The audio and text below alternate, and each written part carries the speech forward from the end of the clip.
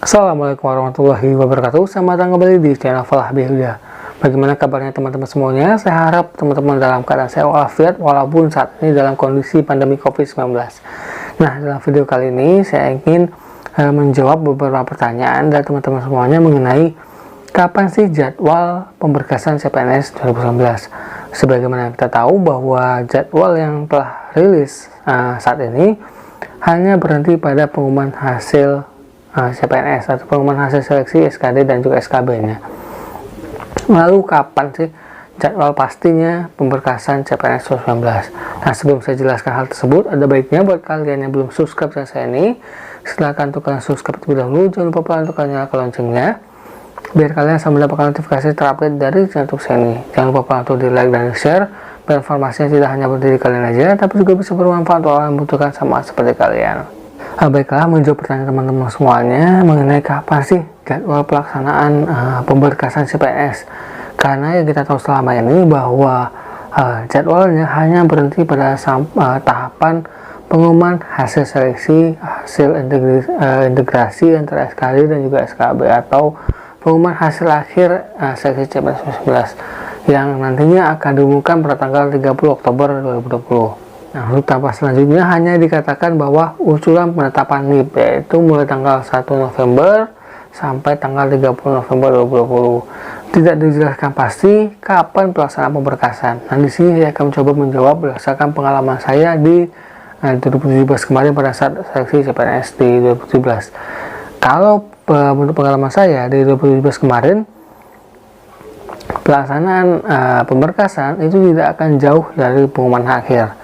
Jika pada tahun ini pengumuman akhir dilaksanakan pada tanggal 30 Oktober atau dilaksanakan pada hari Jumat, maka kemungkinan pelaksanaan SKD pemberkasannya akan dilaksanakan beberapa hari setelahnya, paling tidak di hari Senin mulainya. Kalau misalnya tanggal 30 itu hari Jumat, lalu untuk bulan Oktober hingga tanggal 31, berarti tanggal 31 nya hari Sabtu, kemudian tanggal 2 nya hari Minggu, tanggal 1 nya hari Minggu, berarti kemungkinan untuk pemberkasan dapat tanggal 2 November 2020. Nah, ini yang harus teman-teman perhatikan. Dan jangka waktunya itu tidak akan lama juga. Artinya durasi tahapan pemberkasan itu tidak akan lama. Kalau pengalaman saya dulu itu hanya 4 hari saja untuk masa pemberkasan. Sangat mepet sekali. Mungkin paling lama antara 1 hingga 10 hari atau paling mentok 1 hingga 2 minggu. Ataupun mungkin hanya beberapa instansi saja. Memang kita dituntut cepat untuk menyiapkan berkas pemberkasan CPNS karena untuk segera biar bisa diusulkan kepada PKN untuk menetapkan NIP-nya teman-teman. Nah, kalau melihat mepetnya masa pemberkasan, pastinya harus ada beberapa dokumen yang sudah mulai teman-teman cicil. Nah, kira-kira dokumen apa sih yang bisa teman-teman cicil untuk saat ini? Kalau saran saya, yang pertama adalah pastikan data-data teman-teman semuanya sama antara KTP, KK, akte lahir, dan juga ijazah. Jika masih ada perbedaan, silakan untuk diperbaiki atau menggunakan surat pernyataan dari instansi yang berwenang. Lalu selain itu juga teman-teman bisa mulai melegalisir ijazah dari mulai SD hingga pendidikan terakhir sesuai dengan kualifikasi pendidikan yang dibutuhkan.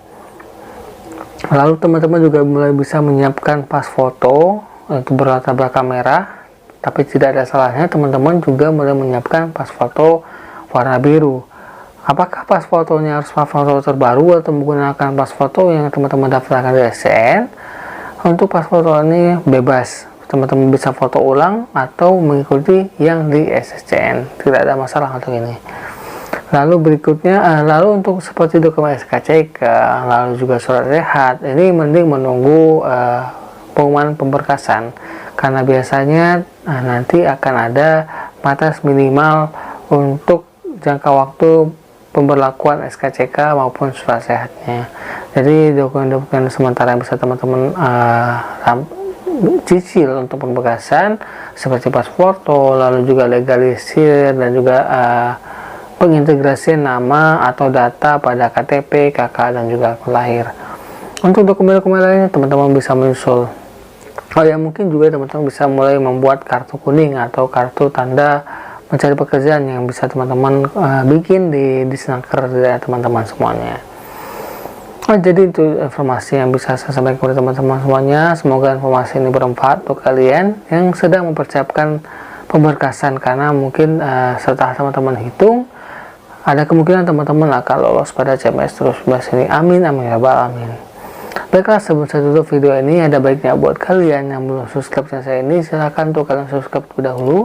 Jangan lupa untuk kalian nyalakan loncengnya biar kalian selalu mendapatkan notifikasi terupdate dari YouTube saya ini, terutama untuk kalian yang sedang mencari informasi seputar CPNS.